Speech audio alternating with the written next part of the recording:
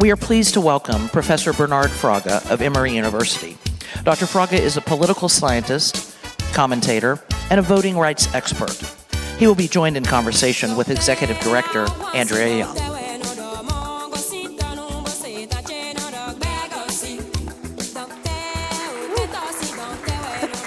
Thank you all so much. I'm going to try to, y'all pretend I'm Oprah. So this is really great. Thank you, Dr. Fraga, for joining us tonight. And many of us have been hearing you on NPR. We've seen your op-eds. And when you started working with us, we didn't know we had gotten such a superstar. So we're really glad for your support of this issue of voting rights. And Emory is really lucky to have you with us at this time. So we wanted to invite you tonight as someone who can really, this is ACLU folks really want to know, they really want to know what's really happening, especially on voting rights. They're passionate about this issue, and this is something you've been studying for years, and you also were so gracious to help evaluate our poll worker program. Yeah. And so we really want to get your, get your feedback. So tell us, what we saw in terms of 2020 political engagement nationally and in Georgia.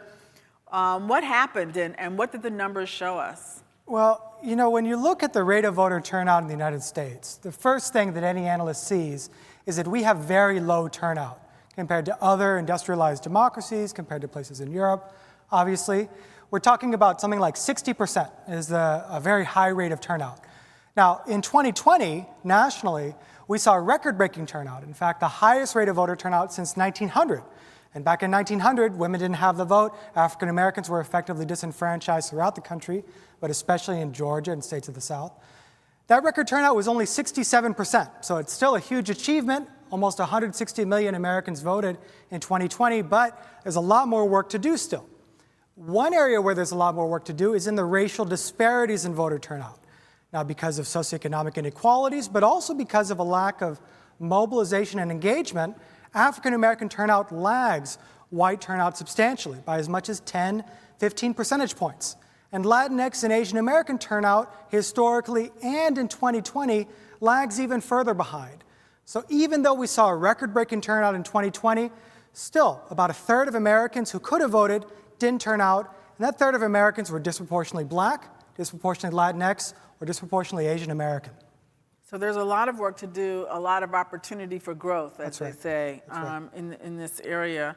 So do you think this is a trend that will continue going forward, or was that just a blip because of the polarization around the former president? Yeah, so when we looked at polling data from December 2019, January 2020, we all remember the very contested Democratic primary, obviously. Voter enthusiasm through the roof. 85% of Americans said, I'm absolutely for sure going to vote. And then COVID hit. Everyone was worried turnout would drop because Americans were going to have to change their routine. And indeed, in the Democratic primary elections and congressional primaries that we saw in the spring in Ohio and here in Georgia, right, high turnout, but lots of problems, long lines, issues with new voting technology, voters afraid to go to the polls, voting by mail where possible, but often having to wait in line socially distanced in the summer heat or in the rain. Made a lot of people really nervous about November, and that's why I think programs like what you all did with the poll worker recruitment program and deputy registrar program are so important, because it was a real risk in November with high enthusiasm, having a lot of voters left out in the cold, not here in Georgia, but left out in the cold in other states, and maybe not exercising their right to vote. Mm-hmm. So what did 2020 teach us then about election administration and the extent to which some of the turnout is also related to these barriers to access? What we saw was that in states that had an organized effort to try and make sure all of their citizens voted, states where you had no excuse absentee voting, for example, where many voters were able to vote by mail or vote early in person with an extended period of time to do so, or vote on election day to vote at centers or polling places that weren't closed, right? That's where we saw higher turnout. Now, that means that in states that were all vote by mail, like Washington and Colorado, you saw even higher turnout than in places like Georgia. But here in Georgia, we were able to keep the pace relatively. In fact, the rate of voter turnout in Georgia was about the same as what it was nationally, and in the past it usually lags a little bit. The enthusiasm with the Senate election is a big part of that, and the fact that Georgia was a very, very close state in the polling and in the final results. But the bottom line is that organizations on the ground were able to mobilize voters, especially voters of color, especially black voters, because there were opportunities to vote that were preserved through the efforts of the ACLU and other organizations in the state. So what is the impact of vote by mail then on turnout? Is there a consistent that states that have high access to vote by mail have higher participation? Well, that's a great question. That's something political scientists are actively exploring. The issue is none of this happens in a vacuum. As we're seeing here in Georgia, right? People think that turnout increases when you see vote by mail. That's the theory that's out there. There's some evidence to back it. But states that tend to pass those laws are ones that already have relatively high turnout, because the people who support those provisions oftentimes tend to be Democrats. Higher turnout tends to help Democrats. You see a pattern there. So it's tough to sort out how much of it is the places that would have high turnout even without vote by mail versus the places that have high turnout because of vote by mail. The one thing that's very clear is that in states that have very limited access to the ballot, and states that especially have big disparities in terms of race, socioeconomic class, and other issues, that's where you see low turnout, right? Make it more difficult to vote, you're going to see lower turnout. So what lessons did we learn about how to advance equity in election administration in Georgia in this past election? I think the big lesson that we saw is that if you give voters opportunities to vote, if you expand the opportunities that voters have available in terms of the methods they can use, they will vote. They will turn out. Even with COVID, even with the pandemic, even with all of the other issues going on, the economic impact of COVID, again, disproportionately hitting communities of color, especially the black community here in Georgia, right? Voters will still participate. And that, again, I think means that we need to redouble our efforts, especially in light of the HB 202. We need to redouble our efforts to make sure that the right to vote is preserved and that voters have the options that they had in the pandemic, even when, hopefully, we're out of this next year. Yeah, we kind of felt like we finally got it under control, and then they changed the rules. So now you have really looked at our poll worker program and some of the things that we did. Of course, as you know, the June primary was a complete debacle. And so we launched our poll worker program. It was something we had never done before. We kind of said, as I said to my staff, you need 4 different computers to work in order to vote with the new machines. And I said, and if there's a paper jam, I'm not the person who responds, right? So we really needed some digital natives, some real tech-savvy people in these polling places. And typically, poll workers, are 60 and up. So, we really put emphasis on recruiting younger people, more tech-savvy people, and attorneys in every polling place to really back up the managers of those poll workers when there were questions. So what were some of the data points you gathered on our work, and what did you learn? Sure. So, as was mentioned earlier, at least 10% of Georgia registered voters had an ACLU poll worker recruitment program placed individual at their polling place. And when I talked to election administrators here in Fulton, at least they said without the ACLU poll worker program, there would have been a shortage. There would have been a problem. There would have been the lines, maybe not to the extent we saw in June, but there would have been issues.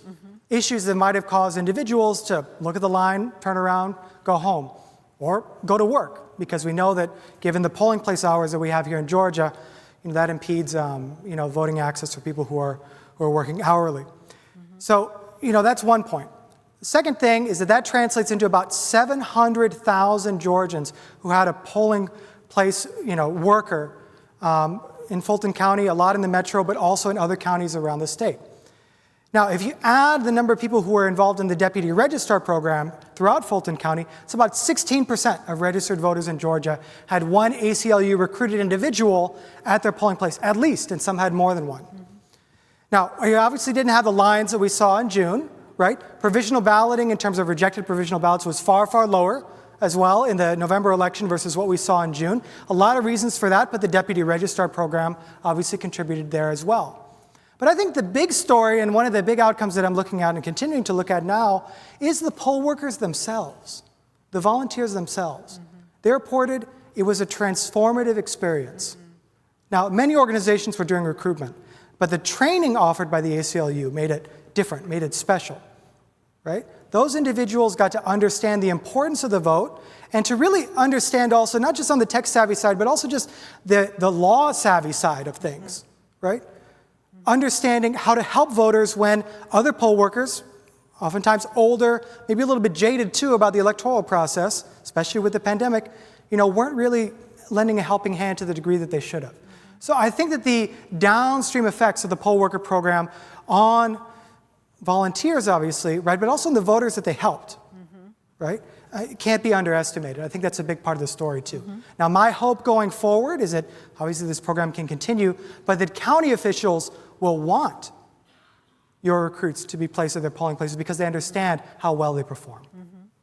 So do you think this is something that can be replicated in other communities? Well, I think that, first it's about replicating in other counties in the state. You didn't have, a majority of counties didn't have ACLU recruited poll workers or deputy registrars, obviously, in their polling places, right?